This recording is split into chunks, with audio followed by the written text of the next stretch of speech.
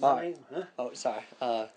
We're here in Strasburg, Colorado. I'm here with my grandpa, Glenn Wallace. It is November 27th. It's a Sunday, and we're going to do our interview for Hastings Oral History Initiative on the Vietnam War. So, My name is Glenn Wallace, and my experiences during the Vietnam War.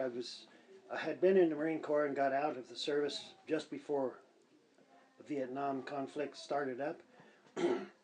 So I was not in the conflict myself. I was really upset to see so many young men go to Canada to avoid the draft.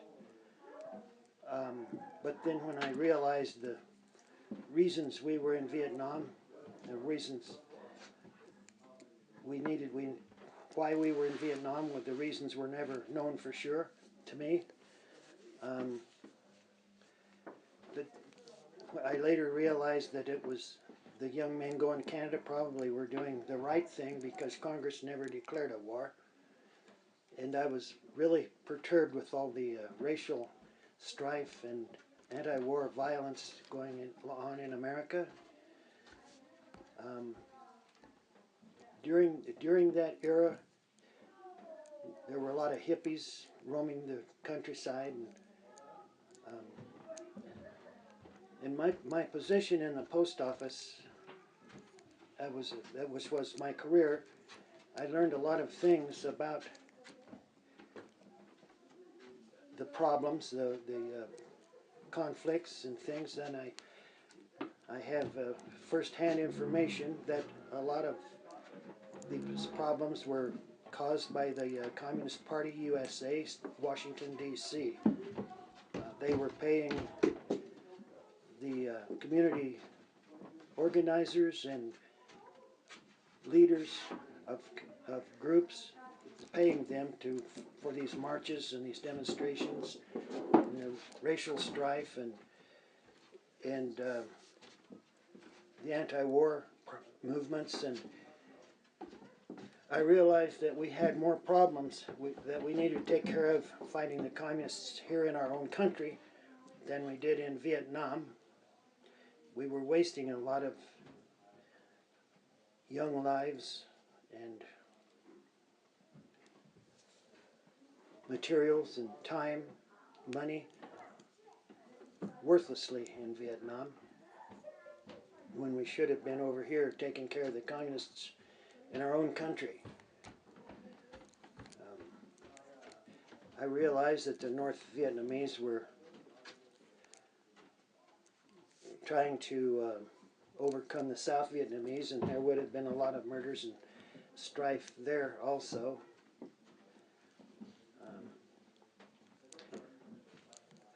Anyway, that's my take on the Vietnam War.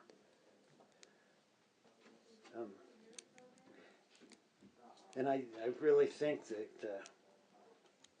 this may be getting a little off the subject, but I think a lot of the race problems we're having now and rioting in our country is still being promoted and by the Communist Party USA. alright, so I've got some questions. Do you mind if I ask you those? Sure, All fine. right. So what were you doing prior to the war starting or prior to your awareness of the war? I was in the Marine Corps, and I got discharged from my tour in 1959. Kennedy was elected in 1960. Shortly after his assassination, the war picked up in Vietnam, and we started sending troops over there. I understand we had advisors or something in Vietnam long before that. When the Vietnam War was started, by that time I had started my career in the United States Postal Service, and so I was just aware of a lot of people that would even quit their jobs to move to Canada to avoid being drafted because of the anti-war movement and anti-American feelings.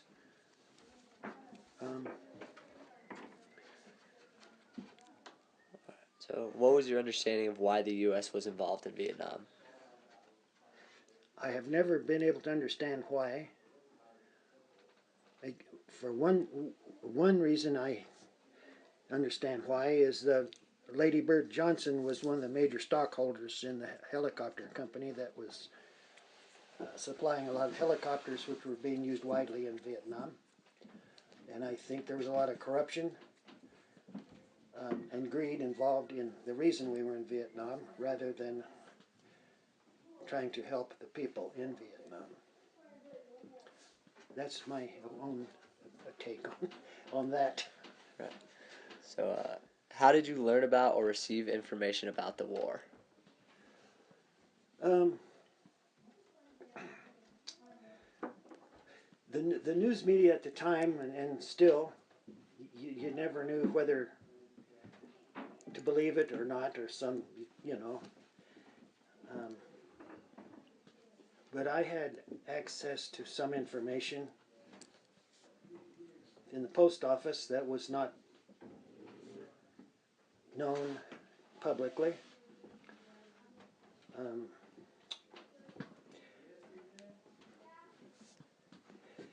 And some people that came back from Vietnam would tell me things that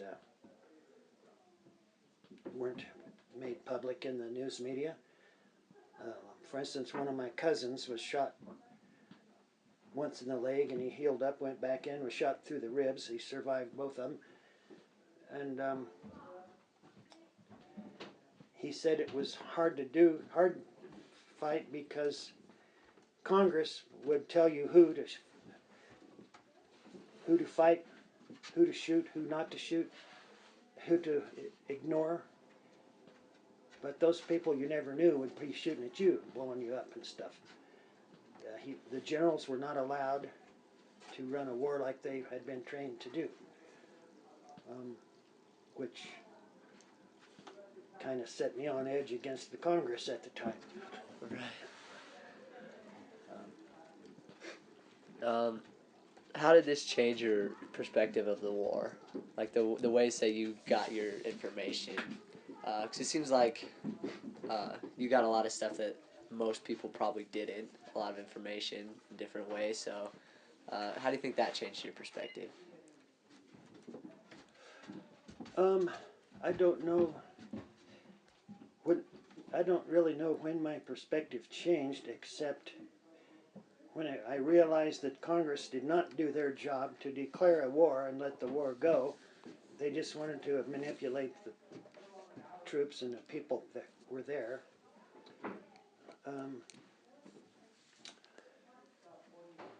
Don't know.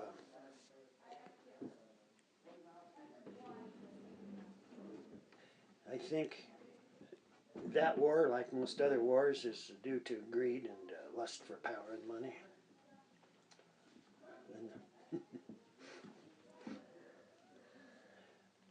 All right. So, tell me about your experiences during the Vietnam War. Like, what were you doing during that era? Like I say, I was working in the post office. Wasn't doing anything extraordinary. I was go out and work with my dad on the ranch and stuff like that on days off and weekends and what have you. There were a lot of hippies roaming around at the time that I thought were a waste of space. Like they would walk into restaurants and ask the people if they could have the leftovers off of their plate. And a lot of them were filthy. I'm not saying all hippies were, but the ones that I was around very much smelled bad, looked filthy, and didn't have any.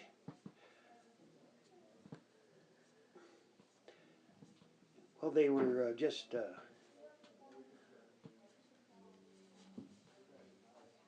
rude, crude, and socially unacceptable people as a group. All right. So tell me about a specific experience from the Vietnam War era that you can't forget, or maybe your most vivid memory of the time period. Not having been involved in the war myself, I don't know as I have a vivid memory of it, of the era. I do have some memories like the rioting going on, and the duration of the war. I was inadvertently driven into had driven my car into a race riot in Chicago during this war, and felt lucky to get out with my life. There were blacks with clubs and what have you, and I decided I wasn't going to stop for anything or anybody, rather if it wasn't a red light. And so I bumped a few, but I kept going and got out of there. That was as close as I came to a conflict during the war. Will you describe the atmosphere of what people were feeling during the war? Most of the people that I were in contact with were ashamed at the time that they were Americans. There was no pride in the country, no pride in the way our government was running things. We were saddened that we had fallen so far. I'm not speaking for everyone, but just some of the people that I was in contact with. They were ashamed to be called an American anymore. Could you maybe describe some of those people, like who were those coworkers and friends and family and? Yeah, co-workers and some friends, family, sure, and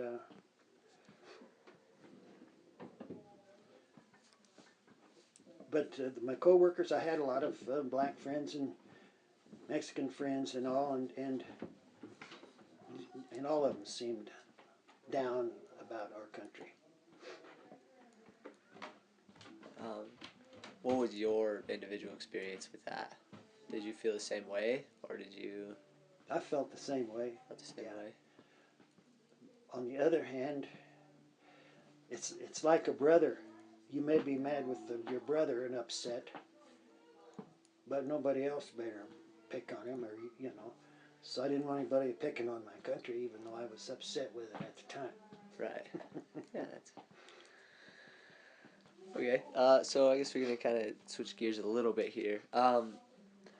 Just from your perspective, how were soldiers treated?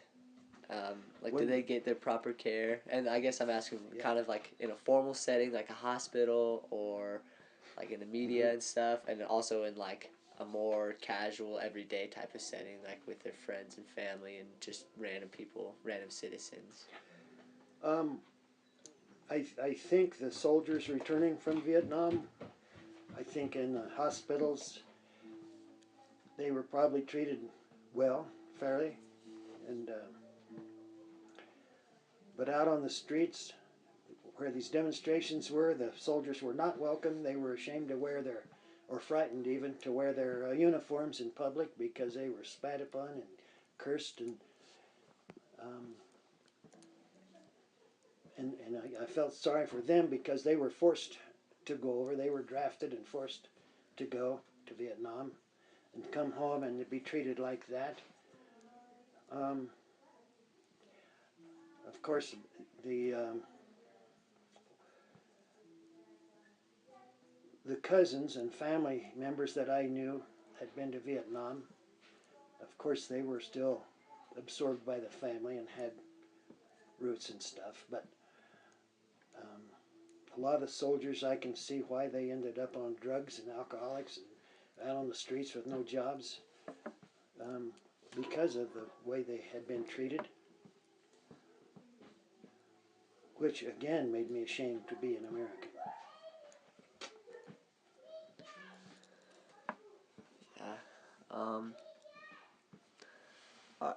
If you could explain the war in one word, what would it be? And could you elaborate on why you chose that word? Useless, wasteful, maybe wasteful should be the one word. Wasted young lives.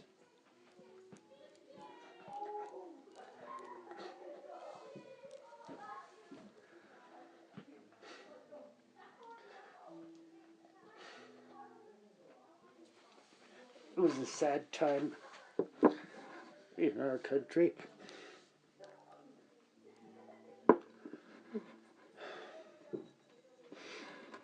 And I've been very angry with our government or the way they run things at that time.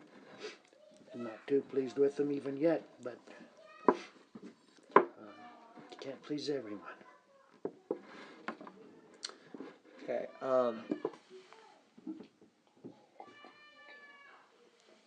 Once the war was over, did life kind of return to normal, or were some things permanently changed in your eyes?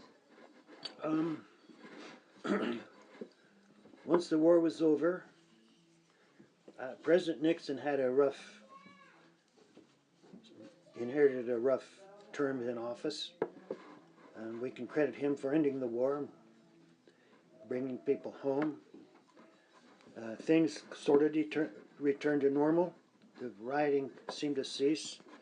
Hippies kind of disappeared gradually.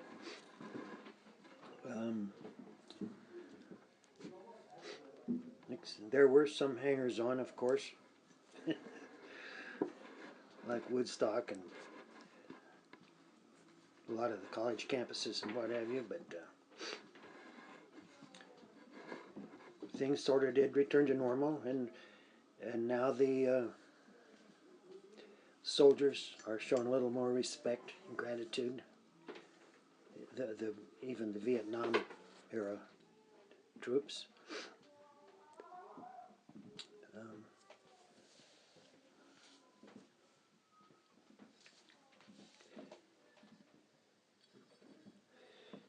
I think our country still bears scars from the Vietnam War, but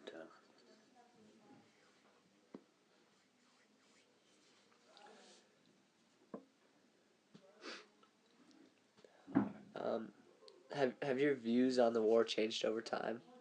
Like, were your thoughts during the war and immediately after the war similar to the ones you have now? no, my thoughts kind of changed during the war, and I don't think it has changed since. You know, I still think it was a waste. So, but we did sell a lot of helicopters. That's the one positive we can pull from that. Which employed a lot of people building the helicopters. Right. I just got a couple more questions. What do you think we could have done differently as a country, as individuals, as just what could we have done? I think we could have stayed home. We interfered with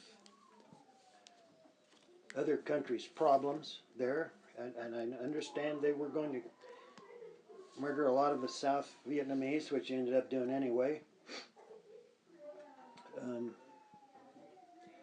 I think the whole thing was uncalled for, unnecessary, wasteful of manpower and goods and money.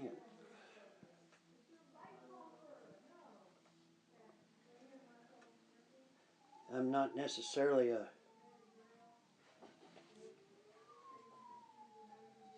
peacenik or anything like that, what they call them, but there is a time for war, and that's not it. We had no reason that was ever explained to me why we were in Vietnam.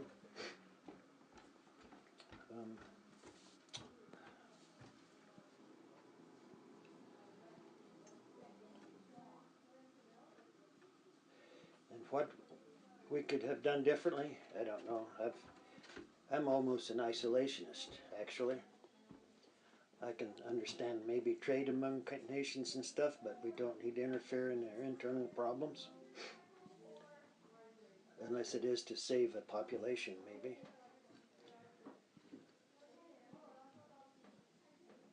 But a lot of times we save the wrong group. Yeah, it seems to me that you have kind of like a unique perspective when it comes to stuff like that. What do you think influenced that perspective? Like, what in your life do you think kind of helped you think the way that you think now? Well, I did. I never grew up in a Christian family. My mom and dad would never go to church, and we'd never discuss religion. But they were always honest and upstanding people. Good role models. But the more I studied the Bible and been involved in religion, I realized that there is a dark and unseen force, they called it, and it's of course satanic, and we don't understand as a group how he works, but he does work he makes it look desirable and to have wealth and power, so people will do, and he will urge them, tempt them to do illegal things, immoral things, to obtain that power and wealth, rather than working an honest job for an honest check and all this. They want the fast buck and gambling. So Satan panders to those people that are willing to import drugs and sell drugs to somebody else for a few bucks, and or several bucks, and power over them when they become addicted, and then these people work their way into government offices and politics, and they'll convince people that you need government help to get out of this problem you've created for yourself by following the will of Satan. So we're here to help you. So then the government then has power over those people, because those people think they can't live without government subsidies, government handouts, and housing and what have you. And all of this is a force that's unseen by most people. They don't even realize it. But again, communism is one of the main tools of that. Communists want to control your life, support you, so you're under their thumb. But communism folds up then when everybody's out of money. There's no money to be had, so forget it. Right.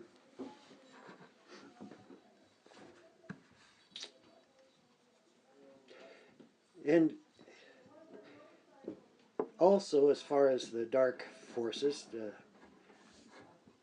a country, individually, a homosexual doesn't seem to affect society much, as long as they keep their lives private to themselves. But when the country as a group, as a whole, starts accepting and promoting homosexual lifestyles and marriages and what have you, they lose part of God's blessings. And then we also, on top of that, the country accepts murdering our unborn babies, abortion. We can't expect blessings to continue in our country when we don't respect God's provisions. We don't respect His will for us. We respect the dark side of Satan, the communists.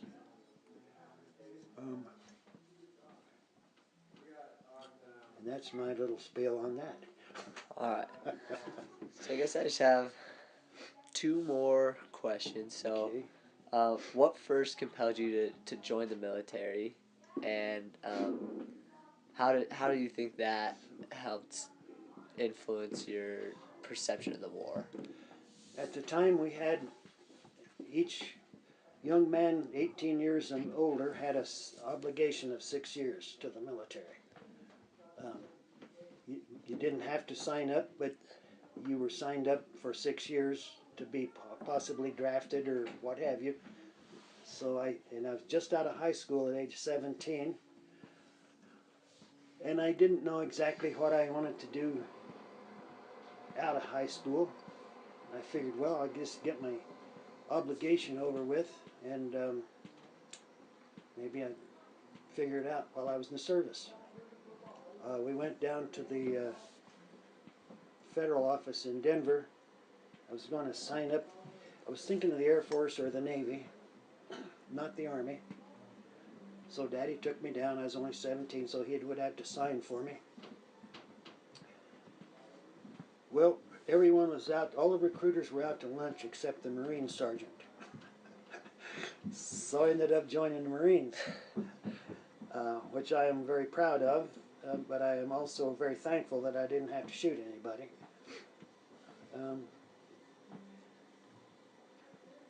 And during that time, I served 3 years active duty, and then I was 3 years inactive reserve until my 6-year obligation was up. And by that time, since my obligation was over and Vietnam was heating up, had I not enlisted, I would have probably been drafted for the Vietnam War. So I think I probably had some divine guidance from there. Yeah, that's awesome.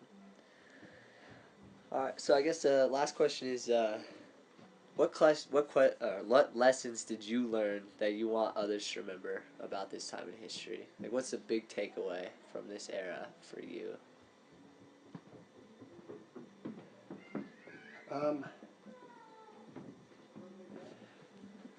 Right now there's a big division in our country, and I would urge people to please study the history of their political party, whichever one it may be, before you decide to vote.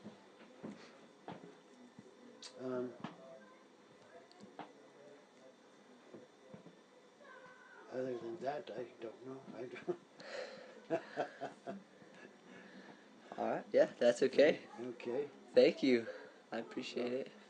I know I kept using trying not to use hand gestures because you can't see me anyways. But That's all right. No worries there. All right, I'm going to stop.